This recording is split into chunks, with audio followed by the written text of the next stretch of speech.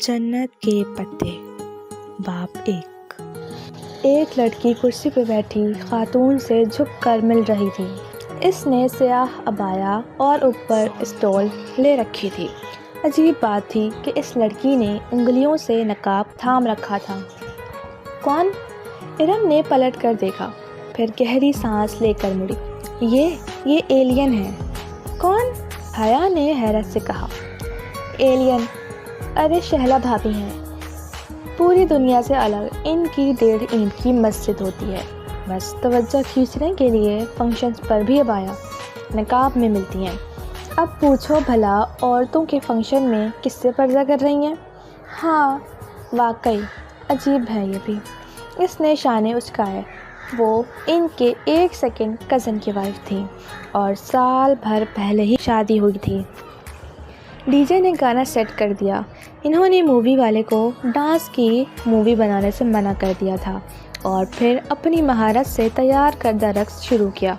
एक सुनहरी परी लग रही थी तो दूसरी चांदी की।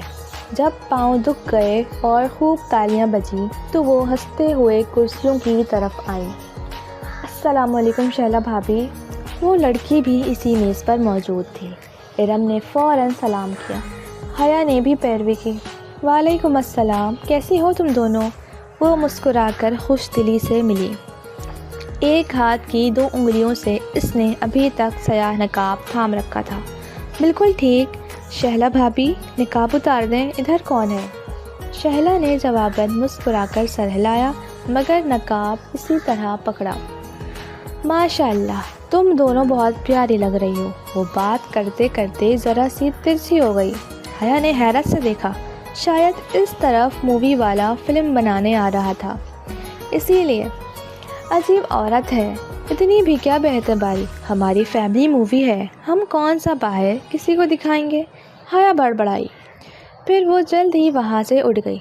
अम्मा जाने किधर थी, किससे पूछे सबीन फूफो आई हैं या नहीं। वो काफ़ी देर इसी शशोपंज में मुब्तला रही, फिर घर चली आई और टीवी लाउंज में फ़ोन के साथ रखी डायरी उठाई।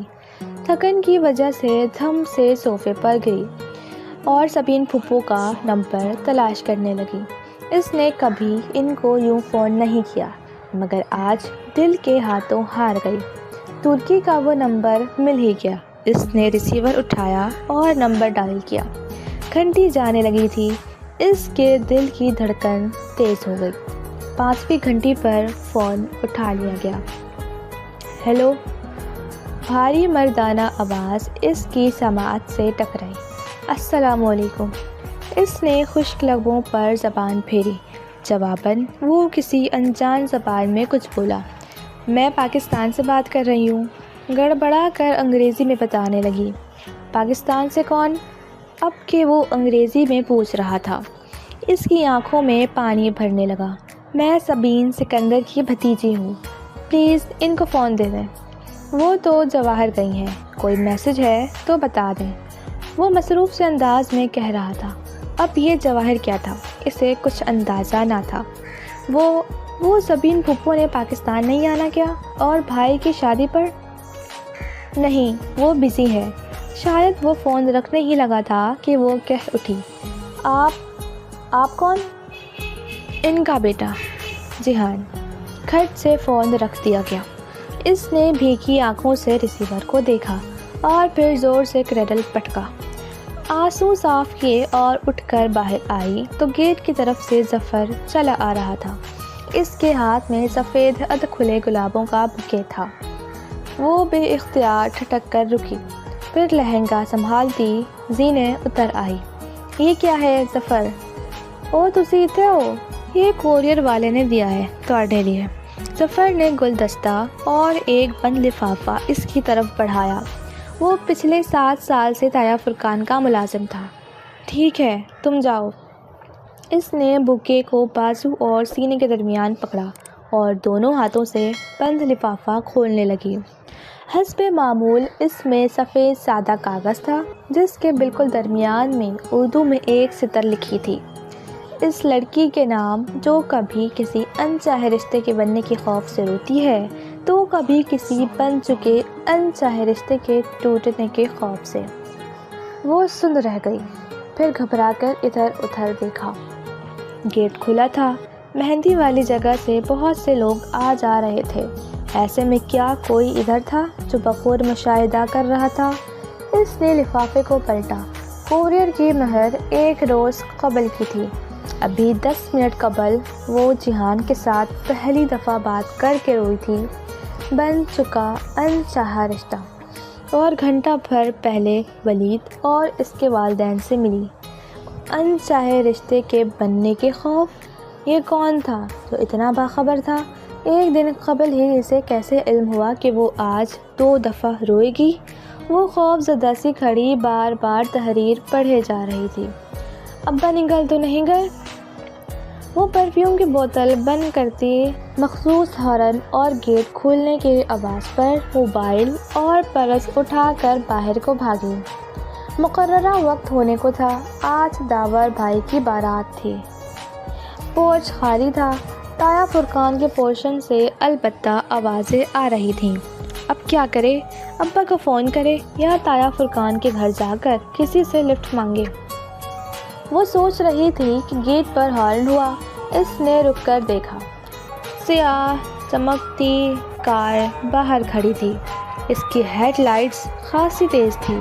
اس نے بے اختیار ماتھے پہ ہاتھ کا سایہ بنانا چاہا۔ وہ ولید بخاری تھا۔ ساتھ فرنٹ سیٹ پر اس کے والد تھے اور پیچھے والدہ۔ السلام علیکم حیا۔ وہ دروازہ کھول کر باہر نکلا۔ وہ دھیمی ہوئی ہیڈ لائٹس میں ان کے سامنے کھڑی تھی۔